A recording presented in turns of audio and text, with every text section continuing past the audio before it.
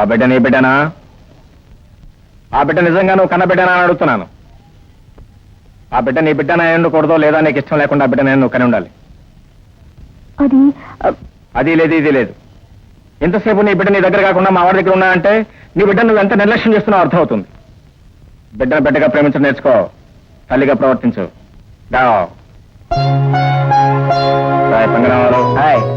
ఇంకో పెగ్గు వేసి కాస్త సోడా మిక్స్ చేయి. మిక్స్ ఏమిటే?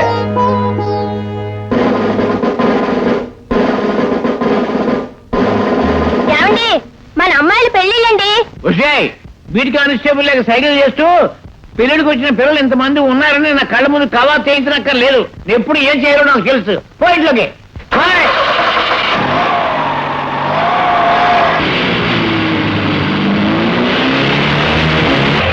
ఆ దారిని పోవడానికి ఈ దారిని పోతావురా ఇడియట్ ఆఫ్ ఇండియా. నాకు తెలుసులేండి సార్.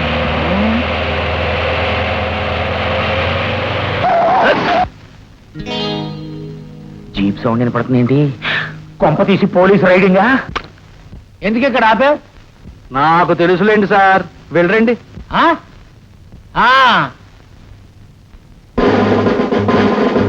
నేను వచ్చే వరకు వీళ్ళు గౌరవించుకో. బడి స్కూల్ ఆఫ్ బంగ్లాదేశ్.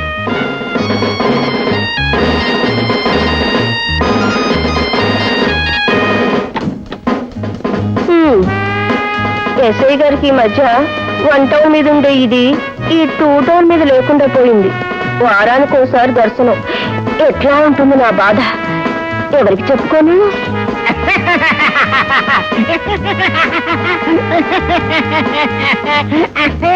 నాన్న పెళ్ళి, నాన్న పెళ్ళి, నాన్న నాకు నాన్న.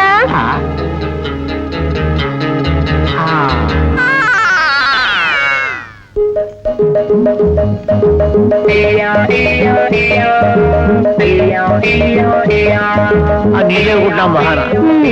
ఏమిటో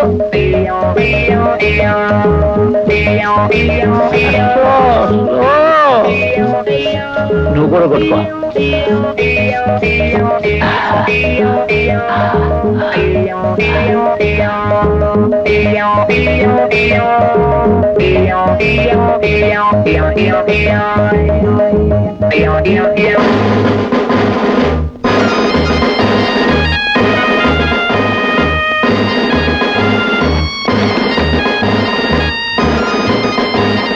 నాకు తెలుసులేండి సార్.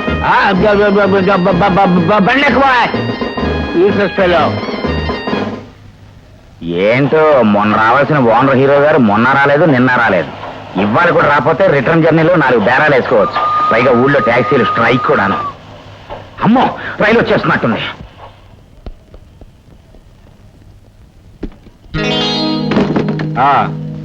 పడేసావా?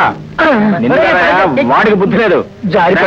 పెట్టిమే పెట్టా 4 పెట్లు సిగ్గులేదు. ఎన్నిసార్లు చెప్తాను ప్రయాణం. ఎందుకదరా వాడిని బుద్ధి ఉండాల్సింది కదరా, నాకు లెంపలు వాయించుకోవాలి.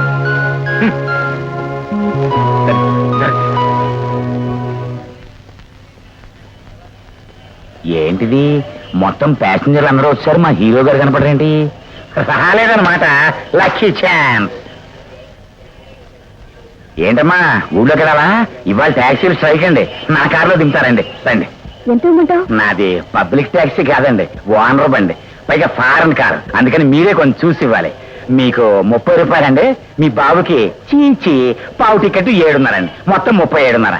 మామూలు ట్యాక్సీ అయితే 25 దాకా అవుద్దండి. చూసారా నా కారు? అమెరికా నుంచి ఈ మధ్య స్పెషల్ గా తెప్పించామండి. ఇదిగో డబ్బు.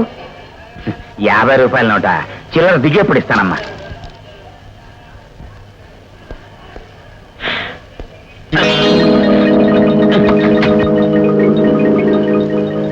మీరు దిగండి అమ్మా, దిగండి.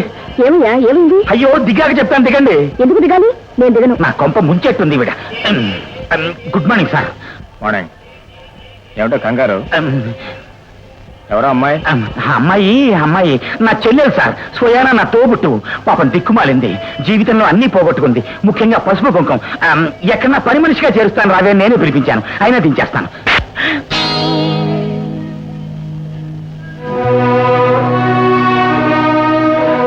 అతను చెప్పింది ఒకటే నిజం. ఇది పబ్లిక్ టాక్సీ కాదు, ఓనర్ బండి అని. సారీ, తెలియక మీ కారుకి కూర్చున్నాను. I'm really sorry.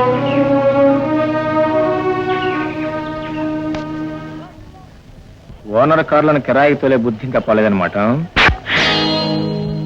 You are dismissed immediately. ఒక చెంప మీద కొడితే రెండో చెంప అందించమన్నాడు గాంధీ గారు. నేను అందించకుండానే 2 చెంపలు వాయించేశారు. నా ఉద్యోగం ఓడబీకేశారు.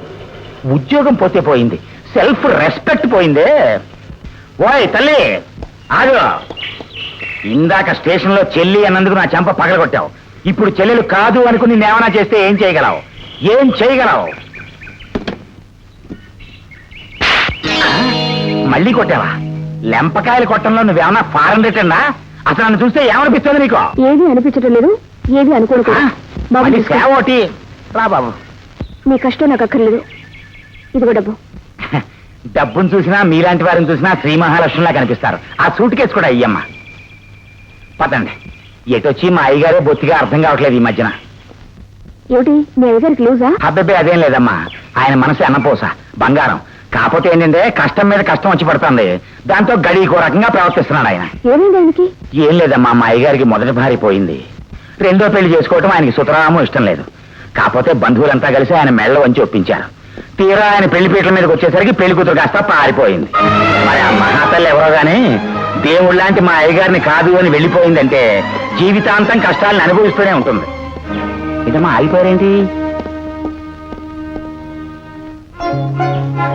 నేను చెప్పలా మా అయ్యగారు చాలా మంచివారని, మన కోసమే కారాకుంటారు.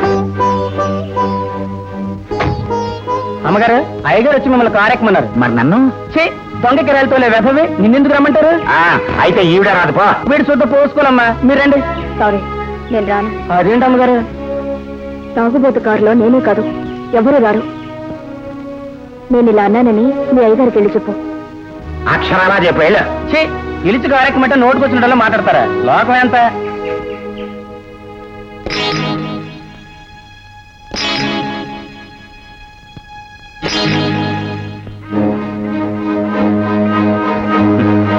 నేను చెప్పే కదమ్మా మా అయ్యగారు బొత్తిగా అర్థం కాని మనిషి. ఇప్పుడు అలా బుసలు కొడుతున్న కారు మన కోసం వెనక్కి రానవచ్చండి, రాకపోనవచ్చండి. వెళ్ళిపోయిందండి, ఇంకా రాదండి. పదండి. ఊళ్ళో ఎవరింటికి వెళ్ళాలమ్మా మీరు? దశరథ రామయ్య గారింటికి. దశరథరామయ్య గారింటికా? ఏమవుతారు మీరు? ఆయనకి బంధువులా? నేను వారి కోడల్ని. కోళ్ళ అంటే మీరు రఘుబాబు గారి భార్య? ఓ నాయనో, కొంప మునిగిపోయిందండి దేవుడు. ఏమైంది? రఘుబాబు గారు మా అయ్య గారు క్లోజ్ ఫ్రెండ్స్ అండి. మీ పెళ్లి విషయం రఘుబాబు గారికి తండ్రితో మాట్లాడే ధైర్యం లేక మా అయ్య గారి చేత మాట్లాడించారు. అప్పుడు ఏం జరిగిందంటే, ఈ కుటుంబానికి ఒక సాంప్రదాయం, కొన్ని సరిహద్దులు ఉన్నాయి. వీరికి ఎప్పుడు ఎవరితో పెళ్లి చేయాలో నిర్ణయించాల్సింది నేను. బాబాయ్, ప్రేమించిన అమ్మాయిని పెళ్లి చేసుకుని 100 ఏళ్లు పచ్చగా కాపురం చేయవలసింది వాడు. ఇప్పుడు ఆ అమ్మాయిని వదిలిపెట్టమని చెప్పడం అధర్మం, అన్యాయం, అక్రమం. శేఖర్, చనిపోయిన మీ నాన్న నా స్నేహితుడు. ఇంతకాలం నిన్ను నా కొడుకే అనుకున్నాను, కానీ నా కొడుకునే నాకు కాకుండా చేయడానికి ప్రయత్నం చేస్తావనుకోలేదు. మీ కొడుకుని మీకు కాకుండా చేసిన నేను కాదు, మీరు. అంటే బ్రతుకునిచ్చిన వాళ్ళ కోసం బ్రతుకుని పంచుకోవాల్సిన వాళ్ళని వదులుకోమని చెప్పడం మీ దౌర్జన్యానికి నిదర్శనం. మీరు అవునన్నా కాదన్నా ఒక అమ్మాయిని పెళ్లి చేసుకుంటాడు. ఆ నిర్ణయానికి మీరు వచ్చినప్పుడు ఎప్పుడు ఈ ఇంటి గడప కూడా తొక్కే అవకాశం లేదని మీరు గ్రహించండి. ఎంత మూర్ఖంగా ప్రవర్తిస్తున్న మీ ఇంటి గడప తొక్కే అంత మూర్ఖులం మేము కాదని మీరు గ్రహించండి. Good boy. సరా. అదమ్మా జరిగింది. మరి ఆనాడు కొడుకునే కాదన్న మొండి మనిషి ఇప్పుడు మిమ్మల్ని ఇంటికి రానిస్తాడా అని. కానీ ఆయనే నన్ను రమ్మని ఉత్తరం రాశారు. ఉత్తరం రాశారా? మరి ఉత్తరం రాసిన పెద్ద మనిషి రోజు స్టేషన్ కారు పంపించాలి కానీ మిమ్మల్ని ఇలా నడిపించడం ఏంటమ్మా? ఏదో తిరకాసు ఉంది ఇందులో. అదిగో అదేనండి మీ మామగారి భవంతి. మా అయ్యగారికి ఆయనకి పడదు, అందుకని నేను కూడా ఆ గడప తొక్కను. మీరు వెళ్ళండమ్మా.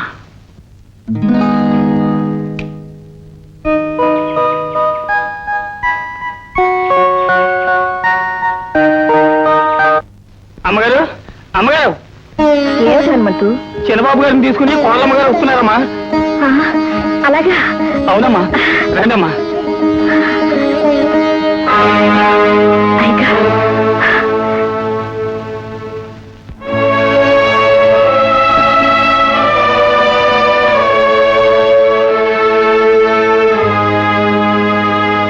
ఎవరు నువ్వు?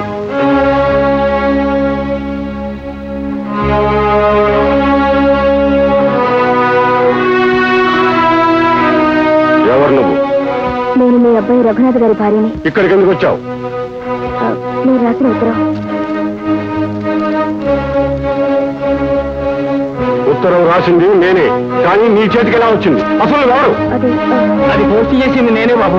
అమ్మాయి గారు వచ్చేసారు. నువ్వు పోస్ట్ చేసావా? ఎంత ధైర్యం నీకు? కొట్టండి బాబు, కొట్టండి, నరకండి, చంపండి. కానీ దానికి ముందు నేను చెప్పేది ఒక్క మాట వినండి. మీ మనసు తెలిసిన మనిషిని నేను.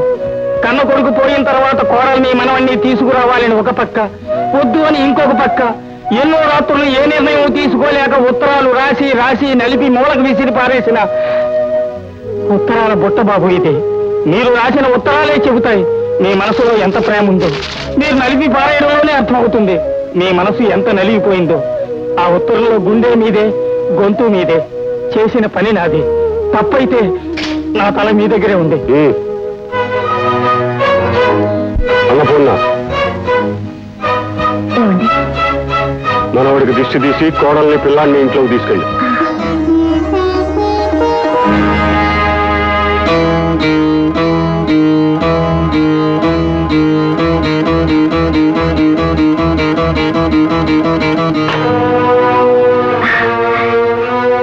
ఇలాగే ఉమ్మా. బాబు, హనుమంతు, అమ్మా, బాబుని అయ్యగారికి చూపించి తీసుకొస్తాను. అమ్మాయికి అబ్బాయి గది చూపించు. రండమ్మా.